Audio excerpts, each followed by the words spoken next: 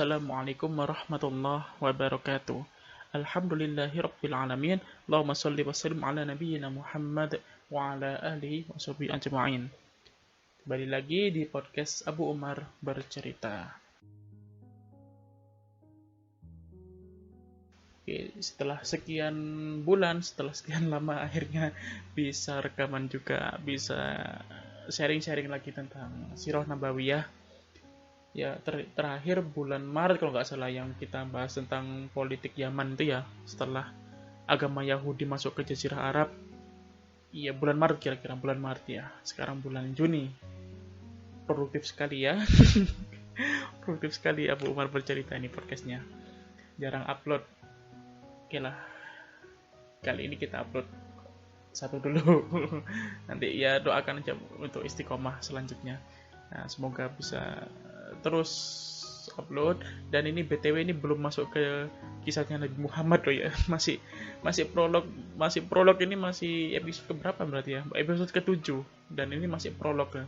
Masih perkenalan di daerah Jazirah Arab itu ada apa aja, terus keyakinan yang berkembang itu apa aja. Dan sekarang kita akan bahas tentang agama Nasrani. Nah, agama Nasrani kok bisa masuk ke Jazirah Arab gitu loh. Jadi kita belum masuk ke pembahasan inti dari, maksudnya pembahasan tentang Nabi Muhammad ini masih belum masuk situ.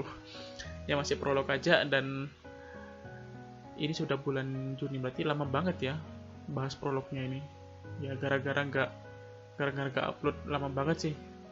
Ya udahlah. Bismillah, semoga istiqomah selanjutnya, oke? Oke, kita awali kisah ini. Jadi, kita awali kisah ini dengan seorang pemuda. Pemuda ini adalah pengikut setia dari ajaran Nabi Allah Isa alaihissalam, Isa bin Maryam alaihissalam, dan pria itu bernama Faimiyun. Ada juga yang bilang Fimeon atau Fimiyun.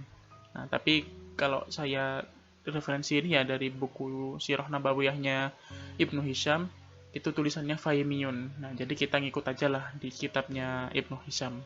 Faimiyun namanya. Faimiyun ini dari negeri Syam. Nah, sama seperti Nabi Isa ya kan. Nabi Isa juga dakwahnya di negeri Syam sebelum beliau diangkat ke langit sama Allah. Nah, jadi Nabi Isa nggak disalib ya seperti perkataan orang-orang Nasrani sekarang, tapi beliau diangkat oleh Allah.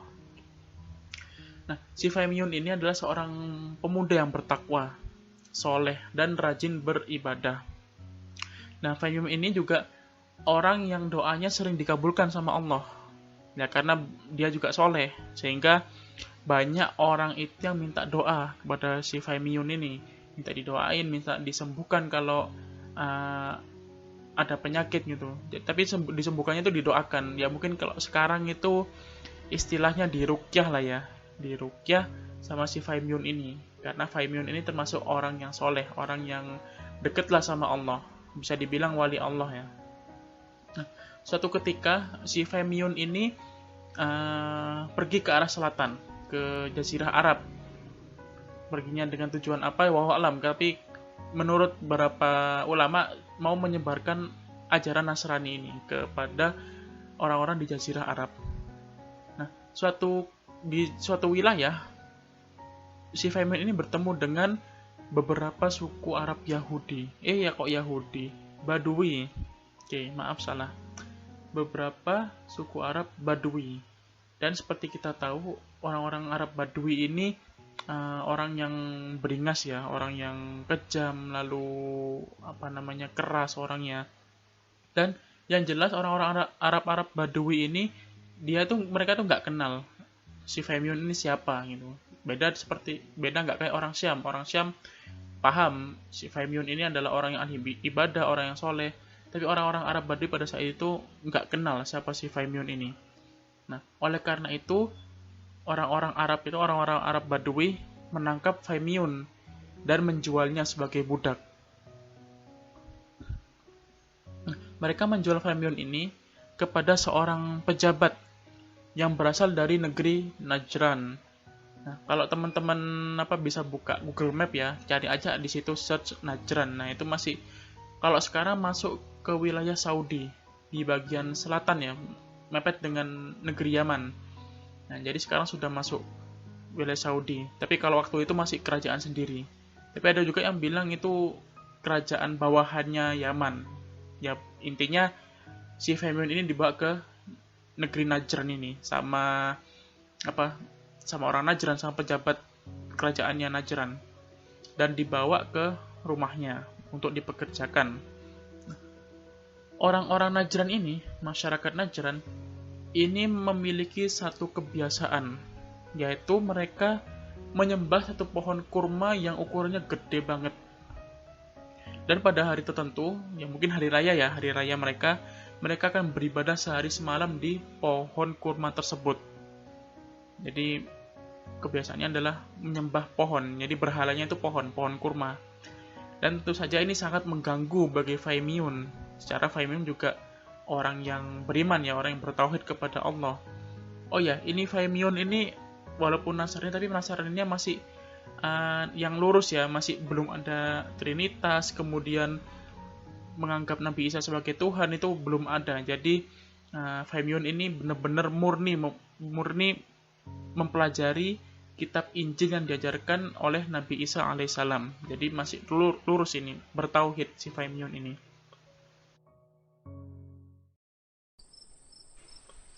Nah, suatu malam si majikannya Faimiun ini, saya nggak nemu namanya siapa, ya mungkin keterbatasan saya juga dalam mencari informasi. Nah, si majikannya ini masuk ke kamarnya Faimiun. Nah, mungkin aja mau nyuruh Faimiun berbuat melakukan sesuatu lah, suruh bantuin apa kayak gitu. Nah, ketika si majikan ini masuk ke dalam kamarnya Faimiun, ternyata Faimiun ini lagi ibadah. Wallahu alam gimana ibadahnya, yang jelas lagi beribadah dan kamarnya itu bercahaya, terang gitulah kelihatannya. Karena ini malam kan ya, orang dulu kan gak ada lampu, mau tidur juga dimatiin kan lilinnya. Ya, kamarnya dia tuh harusnya gelap tapi terang karena si Faimiun ini beribadah.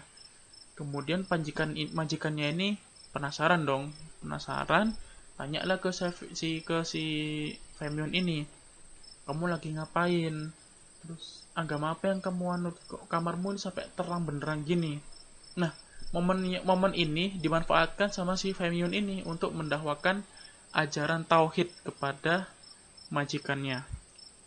Nah, jadi ingat ya, masih tauhid ya, masih mengajarkan ajaran tauhid si Faimiun ini, seperti yang diajarkan oleh Nabi Isa dalam kitab Injil yang asli, bukan Injil yang sudah diamandemen, sudah direvisi seperti sekarang ya, beda.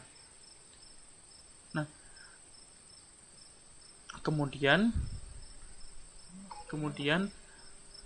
si Faimiun ini mulai berdakwah kepada majikannya, mendakwakan tauhid, mengenalkan tentang Allah, dan untuk menguatkan kepercayaan majikannya, si Faimiun ini menantang, berdoa agar pohon kurma yang disembah oleh orang-orang Najran itu, pohon kurma yang gede banget itu didoakan rusak.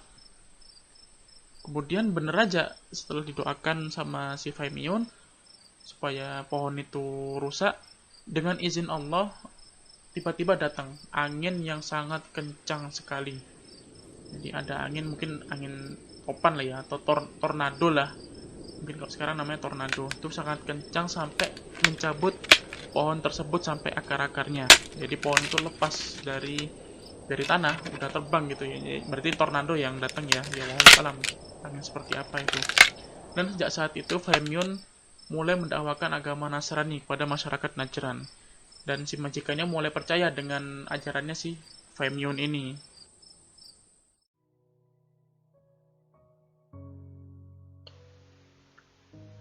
Cuman ada sedikit masalah di Najran ini, yaitu Raja Najran, pemimpin tertinggi orang-orang Najran, itu memiliki kepercayaan yang sangat kuat dengan ilmu sihir. Nah, bahkan si raja ini mendorong semua anak-anak muda Najran untuk belajar ilmu sihir. Dan kebetulan juga di Najran itu ada satu penyihir yang paling keren lah, yang paling top di wilayah Najran pada saat itu. dan dia juga dijadikan kepercayaannya si raja ini untuk melayani raja si penyihir ini. Ada satu orang pemuda Najran, dan dikenal pemuda ini sebagai anak yang cerdas ya, pemuda yang cerdas, yang mana dia juga disuruh belajar sihir sama bapaknya sendiri, disuruh belajar sihir, suruh belajar apa ya ilmu hitam gitulah. Tapi selain belajar sihir, ternyata dia juga tertarik sama dakwahnya si Femiun. Nah, pemuda ini diketahui bernama Abdullah bin Thamir. Si Abdullah ini selain belajar sihir, dia juga belajar Injil ke Femiun. Jadi ngajinya dua nih. Satu ngaji ilmu sihir, ngaji di Hogwarts. Ya bukan Hogwarts ya ilmu sihir ya itu di Najran nih. Kalau Hogwarts mah Ronald Weasley, Harry Potter.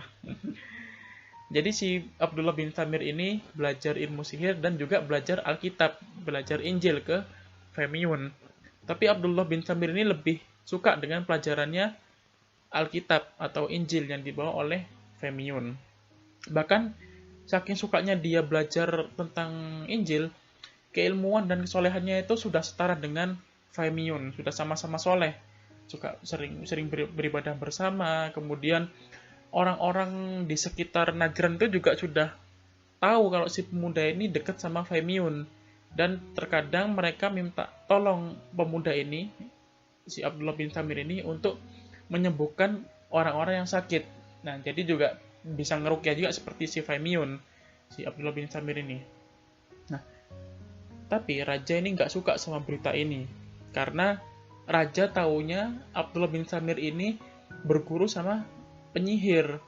Kenapa kok bisa tahu? Karena Abdullah ini terkenal anak yang sangat cerdas, anak yang cepat gitu loh nangkep pelajarannya. Dan si penyihir ini juga sering cerita ke raja kalau ada seorang pemuda yang bernama Abdullah bin Thamir yang nantinya bakal menggantikan posisi penyihir ini kalau seandainya si penyihir ini, si dukun kepercayaan raja ini meninggal. Jadi Abdullah bin Thamir ini adalah calon terkuat untuk menggantikan si mbah dukun ini. Tapi ternyata dia malah belajar lain, mempelajari Injil dari Femiun, mempelajari agama Tauhid. Ketika raja ini dengar, rajanya marah dong.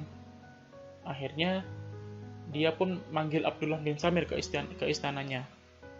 Dan sudah dipanggil ke istananya, sudah ngadep, raja marah-marah karena dia beranggapan bahwa Abdullah telah merusak kepercayaan masyarakat Najran, sudah merusak keyakinan yang sudah mendarah daging di masyarakat Najran. Kemudian si raja pun memerintahkan pasukannya untuk membawa Abdullah bin Thamir ke puncak sebuah gunung untuk dieksekusi. Jadi ceritanya dibawa ke gunung, kemudian didorong dari atas gunung itu supaya jatuh dan mati.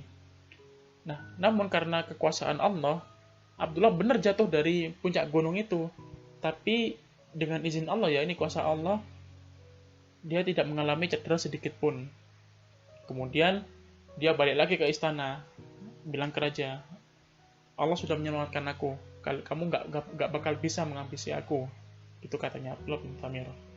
Kemudian raja ini tambah marah dan nyuruh pasukannya buat membawa si Abdullah ini ke tengah laut. Dan tengah laut maksudnya mau ditenggelamkan. Kemudian setelah dilemparkan ke laut, dengan izin Allah juga ia dapat berenang kembali ke daratan dan menemui raja. Tambah marah raja ini, kok lolos terus nih anak muda. Nah, setelah si raja marah-marah nih ya ke Abdullah bin Thamir, Abdullah kemudian berkata, raja, kalau kamu pengen bunuh aku, kalau kamu pengen menghabisi aku, kamu harus beriman dulu. Kamu harus beriman kepada Allah dan mentauhidkan Allah dulu. Baru kamu bisa membunuh aku. Nah, karena si raja ini mikir udah kepingin banget membunuh si Abdullah bin Thamir ini, akhirnya dia pun beriman kepada Allah, bersyahadat dengan syahadat yang diajarkan oleh Abdullah. Allah alam gimana syahadatnya, mungkin nama Muhammad diganti dengan nama Isa atau lain sebagainya, ya saya juga nggak tahu gimana syahadatnya. Nah, setelah bersyahadat, si raja ini langsung mukul kepalanya Abdullah. dipukul kepalanya dan Abdullah pun meninggal terkena pukulan tersebut. Tapi rajanya juga meninggal. Ya mungkin sebagai azab lah, azab karena sudah membunuh orang yang soleh, orang yang mengajarkan agama yang benar pada saat itu. Dan melihat kejadian itu, jadi kejadian ini disaksikan oleh masyarakat Najran.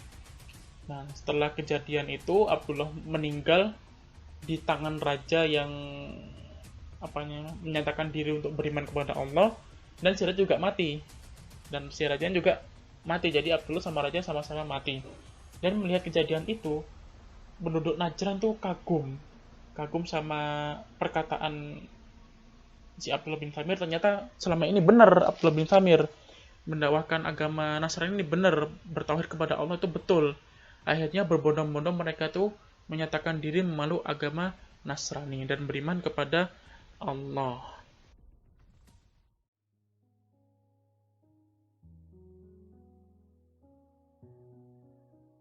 Nah, jadi satu kota Najran itu, satu negeri Najran itu masuk Nasrani gara-gara kejadiannya Abdullah bin Thamir yang dipukul sama Raja Najran. Oke teman-teman, selesai sudah episode kita hari ini. Insya Allah secepatnya akan kita masuk ke episode berikutnya, di episode 8. Tentang apa? Insya Allah tentang pendudukan Yaman, pendudukan Dzunwas terhadap masyarakat Najran ini. Oke, sekian dari saya. Terima kasih sudah mendengarkan podcast Sambungan Bercerita. Mohon maaf bila ada salah-salah kata. Akhirul kalam. Assalamualaikum warahmatullahi wabarakatuh.